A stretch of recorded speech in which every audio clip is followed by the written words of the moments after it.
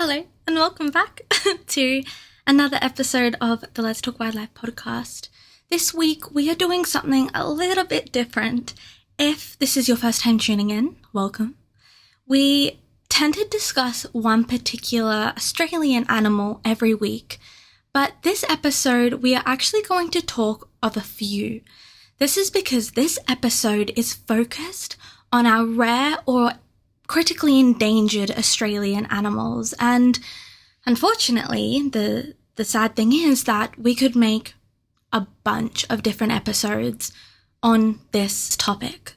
Again, very upsetting that that's a thing, but I have chosen 3 animals that I think one is definitely known, but the other 2 aren't, and they're the 2 that really are in such a tough spot where they need to have that spotlight, but then just not getting it. So we are going to talk of these 3 animals. What makes them rare? Is it their population? Is it their distribution throughout the country? Is it their size? So thank you so much for tuning in. Let's jump straight into some of Australia's most rare and endangered animals. So the 3 that we are going to be discussing in this episode, and if you really like this topic and you would love to hear more endangered animals, let me know, leave a comment, send me a message, and we can absolutely do that. But the first animal is actually the world's rarest mammal. Wow, what a title to have. The most rare mammal in the world. That is our Northern Hairy Nosed Wombat. There are only roughly anywhere between 250 and 300 individuals left in the wild. We are then also going to discuss our Orange Bellied Parrot, which lives down in Tasmania, but they are only one of 3 migrating parrots. They are really important to the health of our country and the ecosystem. They are seed dispersers, so they're really important for spreading seeds from Tasmania into mainland Australia. And last but definitely not least, we are going to discuss a tortoise, our Western Swamp Tortoise, which lives over in Western Australia. This tortoise is really important and vital to the health of our freshwater systems. But unfortunately, since they're being listed in this episode, they are endangered. So let's start with our big, beautiful Northern Hairy Nosed Wombat. So here in Australia, we have 3 different species of our wombat. Our common nosed, which you may also hear it being referred to as the bare-nosed wombat. We have our Southern Hairy Nosed and our Northern Hairy Nosed. We are focusing on our Northern Hairy Nosed.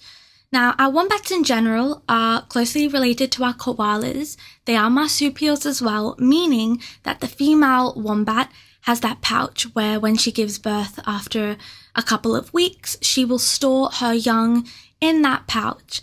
Now, our wombats are actually the world's largest burrowers, which means they do a whole bunch of digging. So, to ensure that when the mum is digging and tossing over dirt and soil, to ensure she isn't tossing that dirt straight into a joey, into that pouch, our wombats actually have a backward-facing pouch.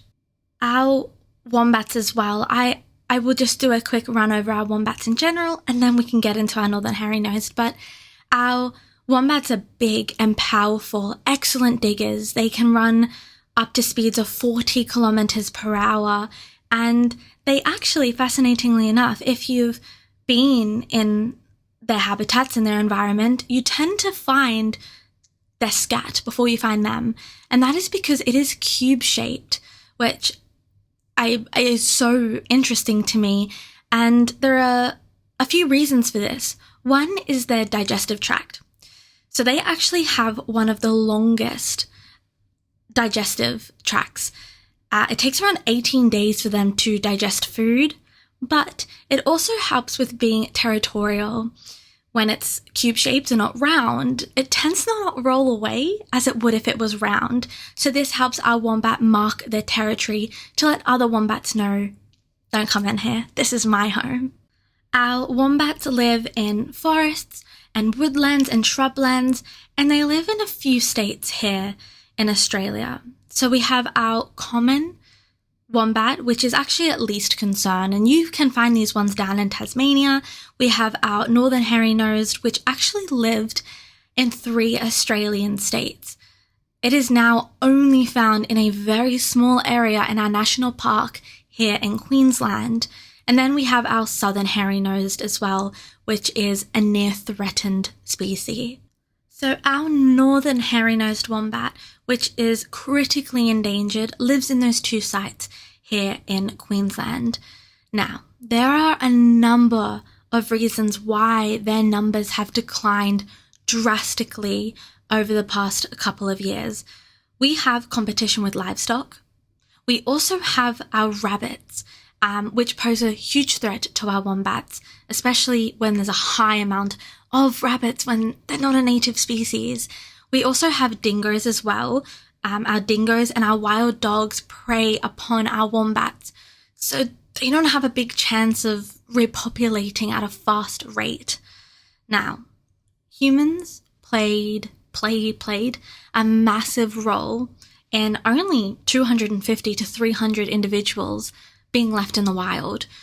In the late 1800s, more than 1,000 wombats, that's an insane number, more than 1,000 were killed, shot on one property in the state of New South Wales, as well as being hunted. Unfortunately, Australia is one of the worst places in the world for deforestation and hunting as well, especially our native animals. Although a lot are protected, like our snakes and our koalas, a lot aren't. And even if they are, people aren't obeying to these laws and rules. They are still going out and harming and killing and hurting our animals, and especially our native animals. Just Queensland alone, our state here in Australia, Queensland, has the highest, this is wild, has the highest rate of deforestation in the world. We are clearing land for farming and for urban development. In the year of 2018 to 2019, Queensland cleared around 700,000 hectares of land, leaving our animals so vulnerable, leaving them without a home, our koalas, our reptiles, our birds. By clearing all of these trees, it doesn't just affect our wildlife, it also affects humans. Trees absorb and store so much carbon dioxide that is formed and created by humans. Trees are helping us out as well. They're not just giving our wildlife a place of refuge, a place of safety, a place to, to thrive and to live. That's their homes. It's also affecting us humans, and we can see this in the numbers, in the research. Forests and trees in general help to also retain water and also give us really healthy soil or topsoil. So if you are taking these away, you're taking away our trees, you are leaving an open space for flooding and for bad soil quality. So it's affecting everything and everyone. Many First People here in Australia as well have cultural significance and cultural obligations to protect and care for country. And again, there's a very small amount of humans that are stripping that away from them. There are a few organizations that help protect not just our wildlife, but our trees and our forests, all of our wild areas. You can also do your little part by planting trees. It doesn't have to be a massive tree that's going to grow 100 meters. It could be as small as a native plant. Anything helps. We have organizations like our Wilderness Society, which is fighting for stronger state laws and federal laws as well to be put into place to protect these wild areas.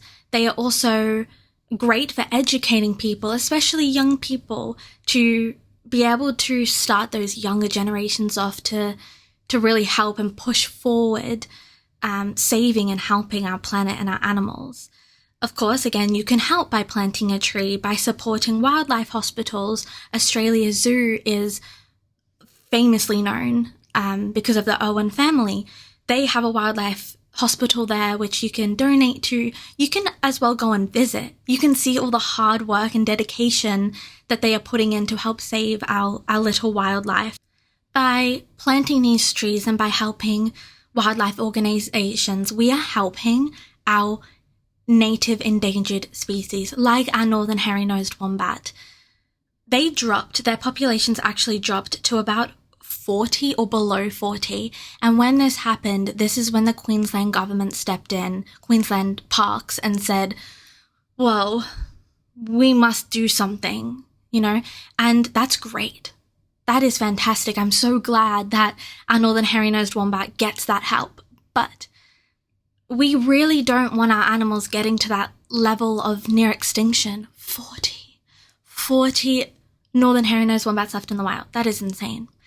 Obviously, the numbers have grown. We are about 250 to 300 individuals in the wild, which, again, great news. I am so thankful that there is so much happening and going on to help our Northern Hairy Nosed Wombat. Our Northern Hairy Nosed Wombat is really important to their ecosystem because they're diggers. So they toss over a lot of soil and they help turn that over to create plant growth and plant health. So they're really important. And like I said, they live here in Queensland on about 130 hectares of forest called the Epping Forest. Now this forest is a protected area.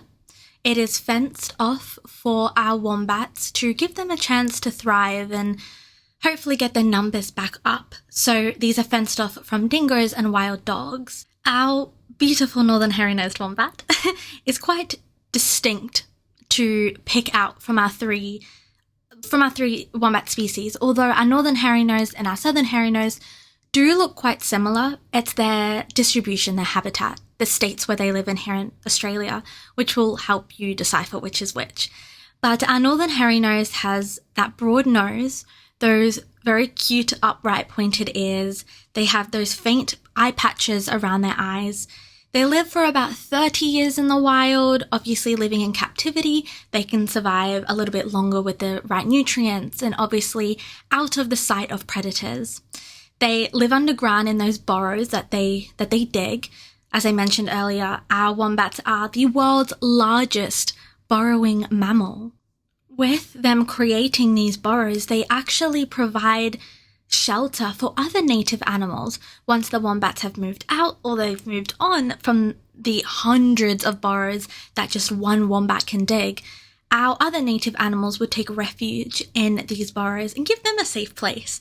Our wombats are also a very important key species to our food chain. So a lot of other wildlife predators of our wombats rely on them. So we really need to keep their numbers up because once our wombat species start to decline and get to that very vulnerable level, predators now don't have a food source. And as we know, it takes many, many years for evolution for them to adapt to change. And by then it could be too late for our predators as well. Alongside our fenced areas, we have organizations and biologists that are monitoring our Northern Hairy Nosed Wombat to learn more about their distribution, to learn more about the species in general. There is always something new to learn, and if you are in the wildlife area, whether you're a biologist or the one thing that keeps me excited every day is there's always something new to learn. There's always a new species to discover or, unfortunately, one that's gone extinct. So now my brain is, what can we do to bring back that species or to prevent this from happening to other species? It's really, really cool. It's wildlife, being in this field, being in this area I'm just so grateful every single day. So there are like-minded people, and if you're watching this, I'm sure you're one of them. So thank you for caring for our wildlife and caring for our animals. But our Northern Hairy Nosed Wombat really needs that help. So there are wildlife sanctuaries which are actually encouraging breeding to be able to boost up their populations, but it's all done in a very safe manner. There's no forced breeding at all, which if you watched our Bilby episode a couple of weeks ago, months ago now, you will know that our bilbies are critically endangered as well. So out in the bilby in Charleville, the bilby experience, where you can go and encounter our bilbies, they also have a breeding facility where this really helps boost up those numbers, but it's all done safely as well.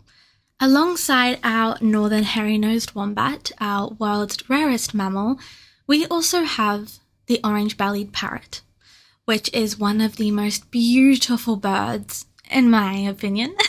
They are that gorgeous green, and they obviously have that orange belly, which they get their name from. They are only one of 3 migrating parrots in the world. They are vital for the health of their own ecosystems. Let's jump into it. The orange-bellied parrot is quite small in size, only growing to about 25 centimeters. They are extremely colorful and beautiful, gorgeous birds. They are these vibrant colors to help camouflage into their habitats, which is more coastal vegetation, which helps them keep safe from the eyes of predators from above and below, especially because they are ground feeders, so they have to be down on that ground. Now, why these birds are so important is because they are seed dispersers. In previous episodes, we have touched on seed dispersers and just how important they are for our rainforests, for our forest, for our woodlands. And our orange-bellied parrot is as important as our massive cassowary, even though it's only 25 centimeters big. They help with plant regeneration. They migrate. So they're really important, spreading those seeds from Tasmania, where they live, over into our southern part of Australia. Moving these nutrients from state to state is really important for their habitats, but also for other animals. They maintain balance in their ecosystem. They are really important. Unfortunately, their population sits at around 50 individuals in the wild. At one point in time, they dropped to around 17. So to know that they are slowly on the rise is really great news. And just within the last couple of weeks, there have been more sightings of our orange-bellied parrot here on mainland Australia, which is so important and so fantastic. This is something to celebrate, but we don't stop there. We have to keep maintaining, and we have to keep helping and supporting organizations to help save our orange-bellied parrot.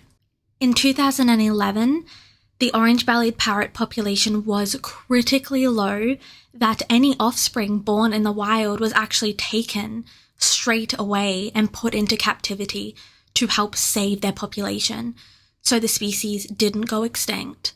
This is how much humans fought to protect these parrots. So that just shows how important they are for the health of our planet. So we really don't want these animals going extinct. Predators rely on them for food, and, they're seed dispersers, so they're really important for both the states, for the mainland Australia and Tasmania as well. So we are monitoring their populations.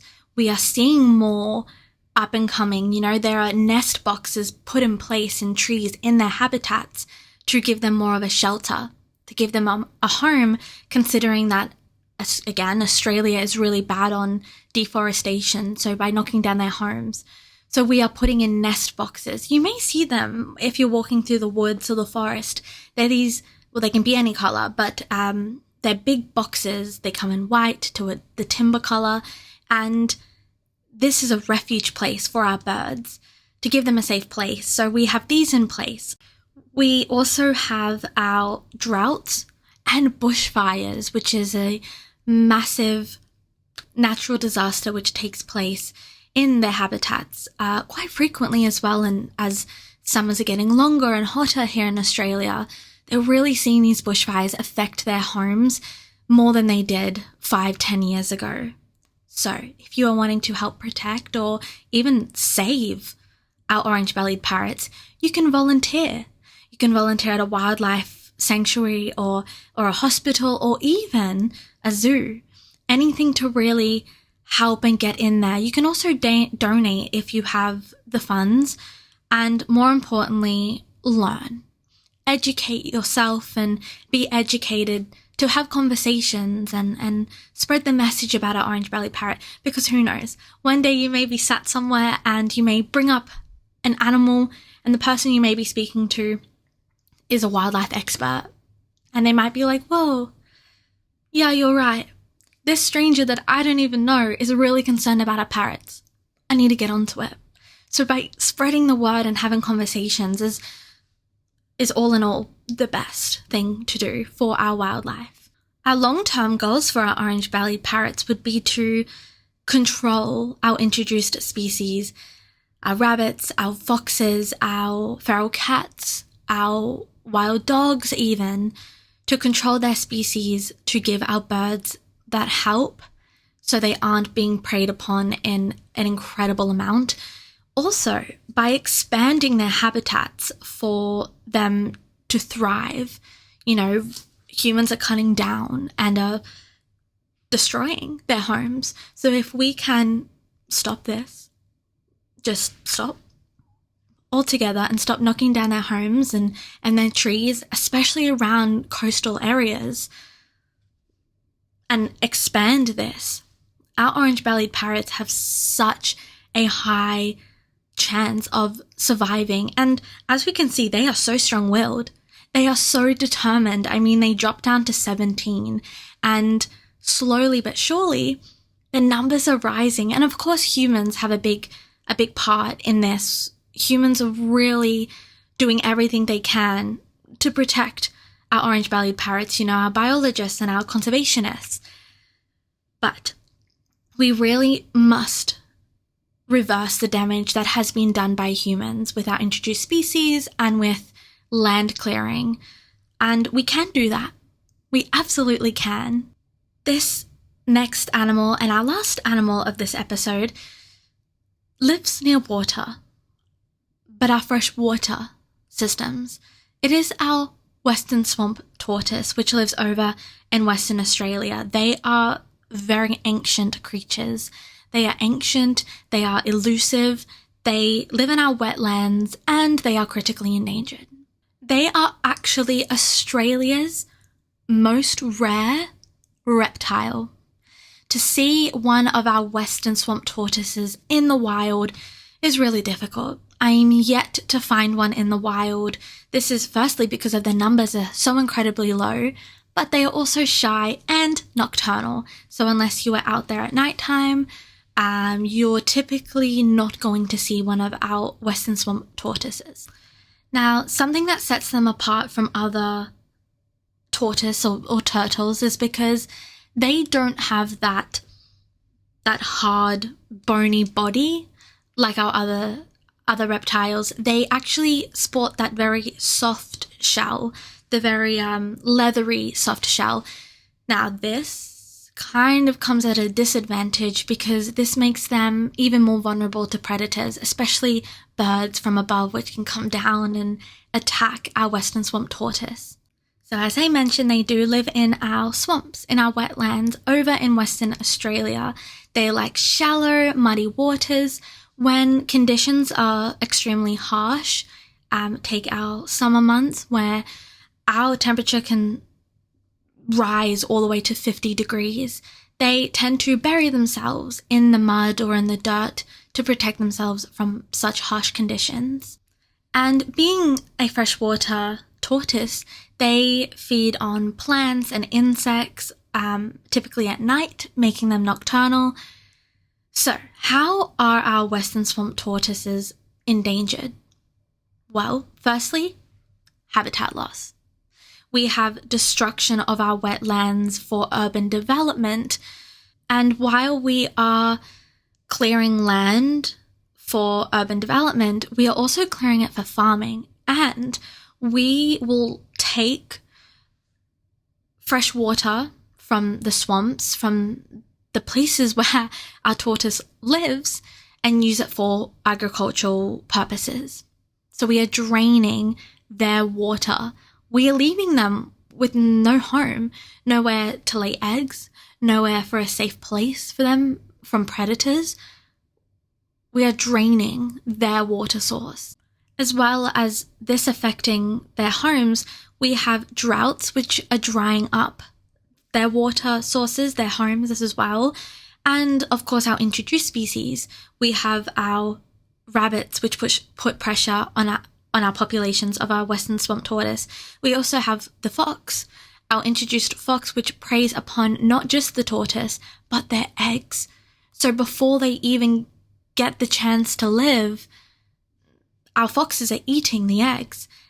With our Western Swamp Tortoise, it really seems that their populations are decreasing significantly faster than they even have the chance to increase.